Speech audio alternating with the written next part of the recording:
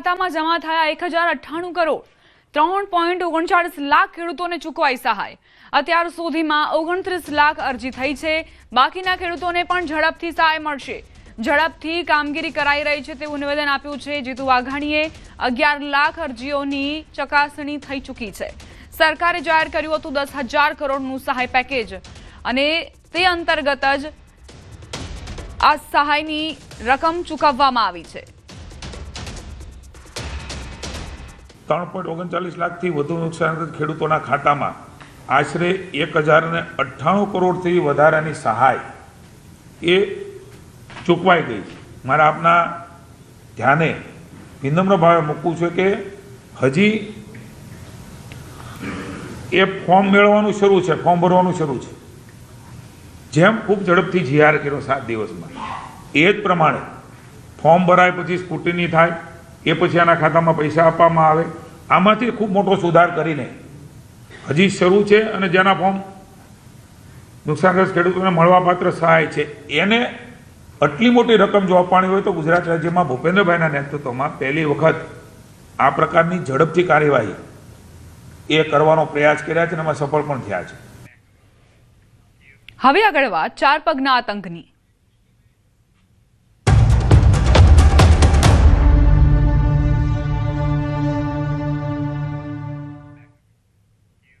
અરવલ્લીના મેઘરજમાં પણ હડકાયા શ્વાનનો આતંક સામે આવ્યો, જ્યાં 2 દિવસમાં હડકાયા શ્વાને 30 લોકોને બચકા ભરી લેતા હાહાકાર મચી ગયો છે। શાળાના બાળકો સહિત 30 જેટલા લોકો પર શ્વાન ત્રાટક્યું હતું।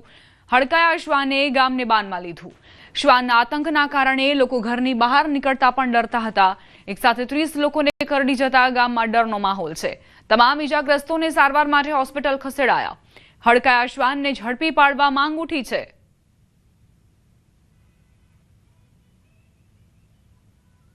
રિક્ષામાં ઉતર્યો અને કૂતરું અચાનક આવી અને મને બચકું ભર્યું છે। 2 દિવસ અંદર મેઘરાજની અંદર 2 દિવસની અંદર 30 થી 32 કેસ થઈ ગયા છે અને હું અત્યારે કૂતરાએ બચકું ભર્યું છે અને તાત્કાલિક હું વાસણ હોસ્પિટલમાં સારવાર માટે આવેલો છું અને તંત્રને વિનંતી છે કે આ કૂતરાને ઝડપી પકડી અને એને સારવાર ગમે તે કરી અને પતાવી એ રીતના। આ તરફ નડિયાદમાં આખલા રાજ એ હદે વધી રહ્યો છે કે અવરજવર કરતા લોકો પણ ડરી રહ્યા છે। છેલ્લા 40 દિવસમાં આખલાઓના હુમલાની 4 ઘટનાઓ સામે આવી, જેમાંથી 3 લોકો ઈજાગ્રસ્ત થયા। તંત્રની કામગીરી સામે પણ સવાલ ઉઠાવવામાં આવી રહ્યા છે। તંત્ર કામગીરી કરતું હોવાનો દાવો કરે છે, પરંતુ અહીં હકીકત કંઈક અલગ જ છે। જો તંત્ર કામગીરી કરતું હોય તો શા માટે આખલાના આતંકની ઘટનાઓ સામે આવી રહી છે? વાત કરીએ શહેરના નીલકંઠ મહાદેવ મંદિર પાસેની, તો ત્યાં ફરી એકવાર 2 આખલાઓ વચ્ચે ભીષણ જંગની ઘટના સામે આવી, જેમાં 3 નિર્દોષ નાગરિકો ઘાયલ થયા હતા અને તેમને સારવાર માટે હોસ્પિટલમાં ખસેડવામાં આવ્યા। લગ્નની જાન પસાર થઈ રહી હતી તે દરમિયાન આખલાઓ બાખડી રહ્યા હતા। આ દરમિયાન ઝઘડતા આખલાઓને શાંત પાડવાના પ્રયાસમાં મુકેશભાઈ નામના યુવકને એક ગુસ્સે ભરાયેલા આખલાએ પાછળથી જોરદાર ગોથું મારી હવામાં ફંગોળી દીધા, જેનો વિડીયો પણ સામે આવ્યો। ઘટનામાં મુકેશભાઈ ઈજાગ્રસ્ત પણ થયા છે। મહાદેવ આગળ બનાવ બન્યો, વરઘોડો લઈને ગયા હતા। 2 આખલા લડતા હતા અને લેડીઝના છોકરા નાના હતા તો બચાવ કરાવ્યો, છૂટા બી પાડી દીધા અને હું ત્યાં ઊભો રહ્યો તો પાછળથી આનો હમલો કર્યો તો મને ઉછાળીને નાખી દીધો।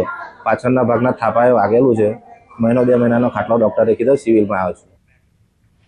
ખેડાથી સમાચાર। ઠાસરા તાલુકામાં 4 પગનો આતંકનો મામલો। તાલુકાના ઉધમતપુરા ગામે દીપડો દેખાતા દોડધામ મચી। દોડધામ થતા દીપડાએ 4 લોકો પર હુમલો કર્યો। સ્થાનિક ઉપર દીપડાએ હુમલાનો લાઈવ વિડીયો પણ સામે આવ્યો છે। વન વિભાગ દ્વારા 2 પાંજરા મૂકીને દીપડાને પકડવા કવાયત હાથ ધરાઈ। મોડી રાતથી વન વિભાગના કર્મચારીઓ અને સ્થાનિક એનજીઓના માણસો દીપડાને પકડવાની કોશિશ કરી રહ્યા છે। દીપડાની ભાળ ન મળતા આજુબાજુના ગ્રામજનોનો જીવ તાળવે ચોંટ્યો। લોકો પર હુમલો કરનારો દીપડો ક્યારે પાંજરે પૂરાશે તેની લોકો રાહ જોઈ રહ્યા છે। આ વાતને 20 કલાક જેટલો સમય થઈ ગયો છે, છતાં પણ હજુ સુધી દીપડાની ભાળ નથી મળી। વન વિભાગ મૂંઝવણમાં મુકાયું છે। વન વિભાગ દ્વારા જલાનગરના સીમ વિસ્તારમાં શોધખોળ હાથ ધરાઈ છે। દીપડો દેખાયા પછી પબ્લિક એકદમ એની નજીક જતા રહ્યા બધા જોવા માટે અને ક્યાંક કાંકરી ચાળું કરવાથી દીપડો ચંચેડાયો અને પોતાના બચાવ માટે દીપડાએ 4 લોકોને ઘાયલ પણ કર્યા છે। એ ઘાયલ કરેલ સમાચાર મળ્યા ત્યારથી ટીમ અમારી સર્ચ ઓપરેશનમાં રાત્રે પણ હતી અને અત્યારે પણ સર્ચ ઓપરેશન ચાલુ જ છે. પણ દીપડો ક્યાંય જોવા મળ્યો નથી દિવસમાં. અને આપણા અહીંયા નજીકથી 4 કિલોમીટર દૂર જ ઉત્તર વિસ્તાર મહીસાગર નદીનો આવેલો છે. તો દીપડો ત્યાં પણ નીકળી ગયો ફરી શકે છે. આ તરફ દ્વારકાના જામખંભાળિયામાં પણ ખાતરની બુમરાણ ઉઠી. વહેલી સવારથી ખેડૂતોએ ખાતર ડેપો બહાર લાઈન લગાવી હતી, જ્યારે ખાતરની ગાડી આવતા ખેડૂતોએ ખાતર લેવા માટે પડાપડી કરી હતી. કેમ કે હાલ ખેડૂતોને જીરું, ઘઉં, ચણા સહિતના પાક માટે ખાતરની જરૂર છે, પરંતુ જોઈએ એટલું ખાતર નથી મળતું, જેથી ખેડૂતો ખાતર માટે રઝળપાટ કરી રહ્યા છે.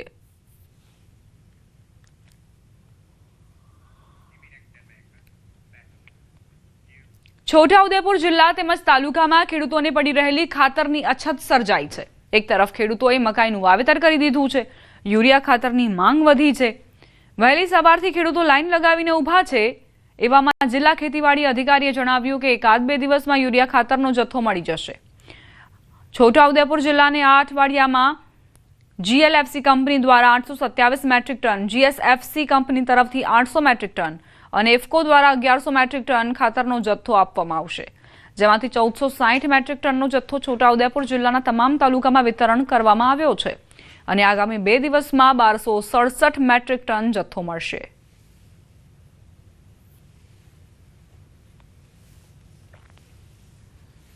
ટોટલ 2727 મેટ્રિક ટનનો જથ્થો છોટાઉદેપુર જિલ્લાને ફાળવી આપવામાં આવેલો છે, જેમાંથી હાલ 1460 મેટ્રિક ટનનો જથ્થો જે છે એ છોટાઉદેપુર જિલ્લાના તમામ તાલુકામાં સપ્રમાણ વિતરણ કરવામાં આવેલો છે અને હજી આગામી 2-3 દિવસમાં 1267 મેટ્રિક ટનનો જથ્થો એ છોટાઉદેપુર જિલ્લાની અંદર સપ્લાય થનારો છે. દ્વારકા જેવી જ સ્થિતિ છે ગીર સોમનાથની. કોડીનાર, પ્રાચી, ટીંબડી સહિત જિલ્લાભરમાં ખાતર નથી મળી રહ્યું. 1 વીઘા દીઠ 2 થી 3 થેલી ખાતરની જરૂર છે, છતાં 1 થેલી ખાતર પણ નથી મળી રહ્યું, જેના કારણે ખેડૂતોમાં આક્રોશ છે. ખાતર આપોના ખેડૂતોએ નારા લગાવીને પોતાની ઉગ્ર રજૂઆત કરી.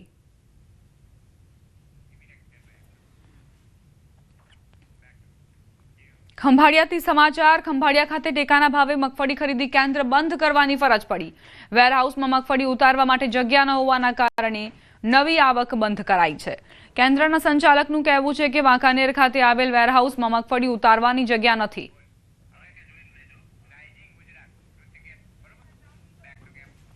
સીધા જઈશું રાઇઝિંગ ગુજરાત કાર્યક્રમમાં, જ્યાં ઋષિકેશ પટેલ સાથેની વાતચીત સાંભળીશું. એવું આવે કે જ્ઞાતિ સમીકરણ, કોન્ટેક્સ, કેટલી તમારી ઉપર પહોંચ છે, ઘણા બધા કારણો હોય, પણ જ્યાં સુધી ઋષિકેશભાઈની વાત છે, ફરીથી આ રીતે સર જ્યારે લગભગ ઓલમોસ્ટ મંત્રીઓ કપાઈ ગયા છે, ફરીથી આ રીતે આપણે સ્થાન મેળવ્યું છે, સફળતાનું રહસ્ય શું? ભારતીય જનતા પાર્ટીની અંદર દરેક સમાજના વર્ગોમાંથી કાર્યકર્તાઓ છે. દરેક કાર્યકર્તાઓ પોતાના લેવલે મહેનત કરતા જ હોય છે, પરંતુ સમય જતાની સાથે એ કાર્યકર્તાઓને અનેકવિધ જવાબદારી સંગઠનમાં પણ મળતી હોય, સરકારમાં પણ મળતી હોય, સ્થાનિક સ્વરાજની ચૂંટણીમાં પણ મળતી હોય, બૂથના ટેબલની પણ જવાબદારી મળતી હોય. એટલે ભારતીય જનતા પાર્ટીના કાર્યકર્તા તરીકે ક્યારેય કોઈ કાર્યકર્તા પોતે પોતાની રીતે મહેનત કરતો હોય, અને જે તમે નસીબની વાત કરી, નસીબની જગ્યાએ દરેક કાર્યકર્તા કામ કરતા હોય છે અને તક મળતી હોય છે. એ તક એટલા માટે મળતી હોય છે કે એ એનું પરફોર્મન્સ, પાર્ટીની વિચારધારા, સમાજ સેવાની ભાવના અને સાથે રાષ્ટ્ર ભાવના, આ બધાને સુભગ સમન્વય કરી અને લોકો સુધી મહત્તમ મેક્સિમમ કેવી રીતે પહોંચી શકાય. ભારતીય જનતા પાર્ટીએ ક્યારે પણ મત બેંકના આધારે રાજનીતિ નથી કરી, અને એ રાજનીતિ નથી કરી એટલે જ્યારે પણ જેને તક મળે એ નિભાવવાની કોશિશ કરતા હોય છે. અને એમાં સફળતા નિષ્ફળતા એ સાપેક્ષ છે. કોઈ એને સફળતા ગણતું હોય, કોઈ એને નિષ્ફળતા પણ ગણતું હોય. આ બધી સાપેક્ષ છે, અને એ સાપેક્ષ હોય ત્યારે બિલકુલ સાક્ષી ભાવથી, તટસ્થ ભાવથી કામ કરવું એ ભારતીય જનતા પાર્ટીની મનોદશા કેળવાય એના માટે પાર્ટી કામ પણ કરે છે, કાર્યકર્તા પણ. સર, હું માત્ર આપની વાત કરું છું. આપને શું લાગે છે, શું કારણ કે ઋષિકેશભાઈ ફરી આ સ્થાને વિસ્તરણ બાદ પણ પાર્ટીએ ફરીથી તક આપી છે, અને તક આપી છે, અને હું તો પાર્ટીનો આભારી છું કે પહેલાં આરોગ્ય, સંસદીય બાબતો, હાયર એજ્યુકેશન, ટેકનિકલ એજ્યુકેશન, પાણી પુરવઠો, ઇરિગેશન હવે ઉર્જા, પેટ્રોકેમિકલ્સ અને પંચાયત જુદા જુદા વિભાગોનો અને વહીવટનો અનુભવ અને સરકારની જે આખી વહીવટી કેડર છે, જે વહીવટી પદ્ધતિ છે, એ જાણવાનો અવસર આપ્યો છે. અને એના માટે પાર્ટીનો, અમારા હાઈકમાન્ડનો પણ, જે અમારા શીર્ષસ્થ નેતૃત્વ છે, એનો પણ આભાર માનું છું કે મને ફરીથી તક આપી છે. સર, પણ આમ પ્રેક્ટિકલી કેવું લાગે કે આમ રાત્રે સૂતા હતા ત્યારે હેલ્થ મિનિસ્ટર હતા, ઉઠ્યા ત્યારે ઉર્જા મિનિસ્ટર થઈ ગયા, એટલે રાતોરાતનો જે બદલાવ છે, રાતનો જે બદલાવ છે, સર, કેવું હોમવર્ક કરવું પડે છે, કેવો ફરક જુઓ છો? આરોગ્યમાંથી ઉર્જા પેદા કરવાનું કામ મળ્યું છે. ખૂબ આનંદનો વિષય છે. ઉર્જા સાથે કામ કરીશું. સર, સવાલો ઘણા બધા છે એટલે મારી આજે ગાડી ફાસ્ટ સ્પીડમાં જશે. ઘણા બધા ખાતાઓ આપણી પાસે છે, પણ મેઇન ઉર્જા અને પંચાયત છે. સ્થાનિક સ્વરાજની ચૂંટણી જ્યારે આવતી હોય ત્યારે મારું ફોકસ છે સ્વાભાવિકપણે કે પંચાયતના સવાલ આપણી સાથે વહેલા શરૂ કરું.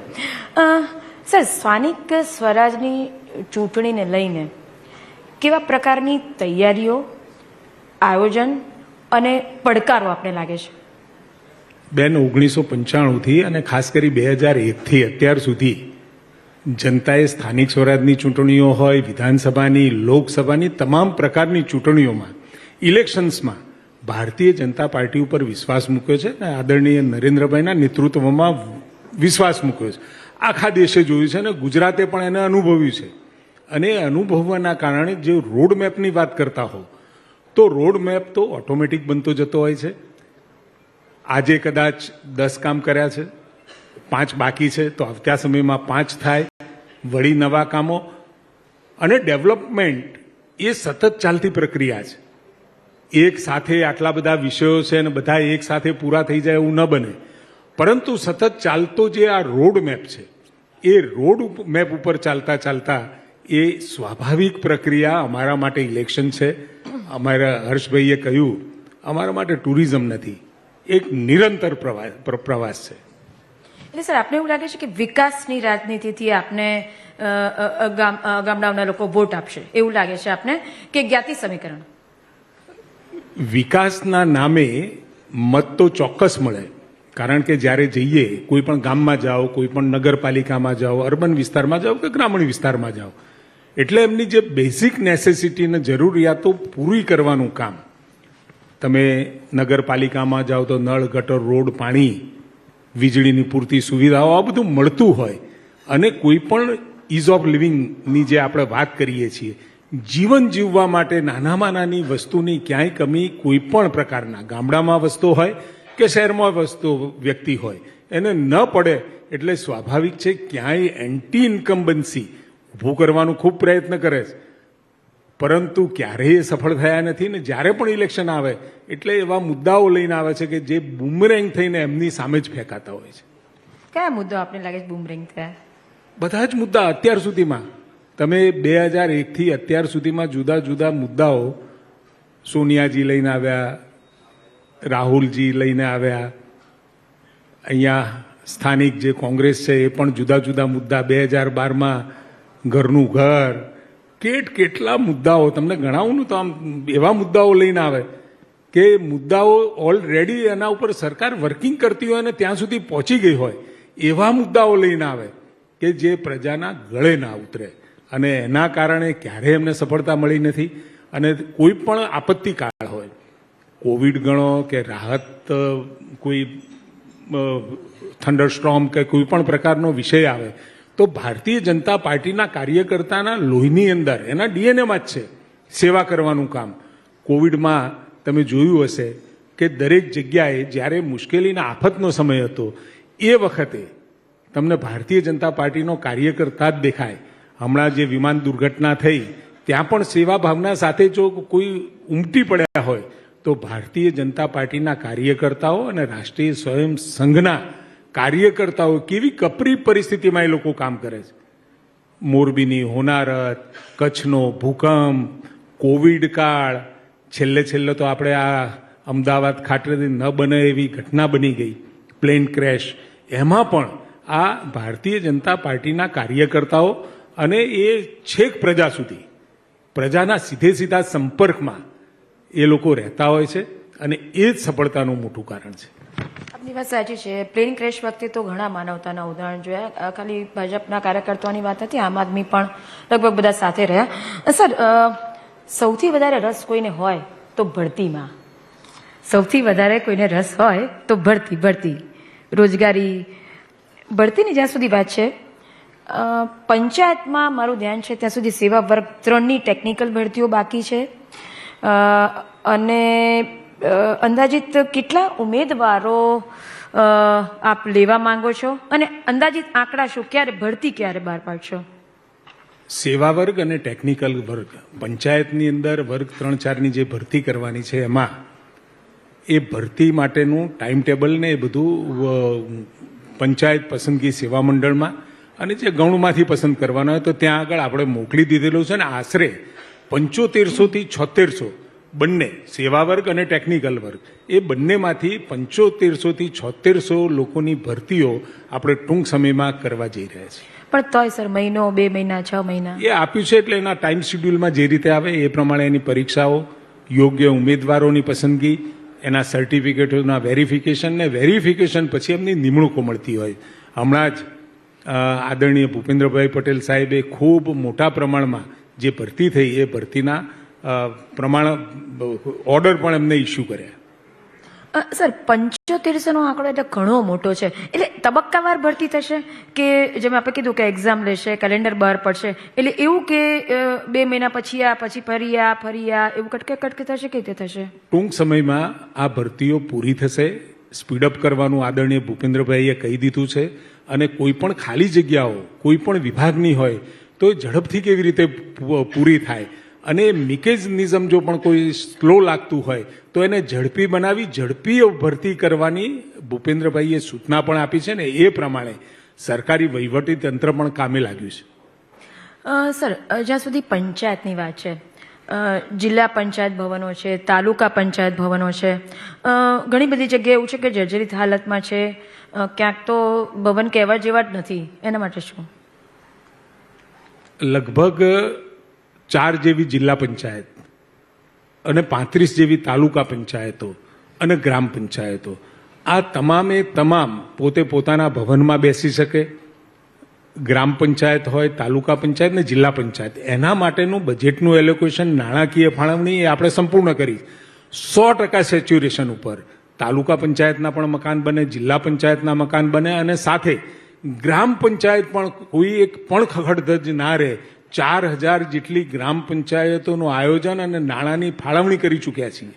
એટલે તમામ જગ્યાએ જ્યાંથી લોકો માટેનો વહીવટ સુચારુ રૂપે ચાલુ રહે એના માટેના મકાનોની આગામી સમયની અંદર મેં કહ્યું એમ એક પણ તાલુકા પંચાયત બાકી નથી રહેવાની, જિલ્લા પંચાયતનું ભવન બાકી નથી રહેવાનું, અને ગ્રામ પંચાયતો 4000 જેટલી ગ્રામ પંચાયતો પસંદ થઈ છે કે જ્યાં આગળ મકાનોની સુવિધા ના હોય, અથવા તો ખૂબ જૂનું થઈ ગયું હોય, પાણી પડતું હોય, અથવા તો ક્યાંક ભાડાના મકાનમાં પણ હોય, તમામે તમામ પોતાના ભવનોમાં અને સારા મકાનમાં આ મકાનો બની જાય એના માટેનું નાણાંનું એલોકેશન પણ કરી દીધેલું છે.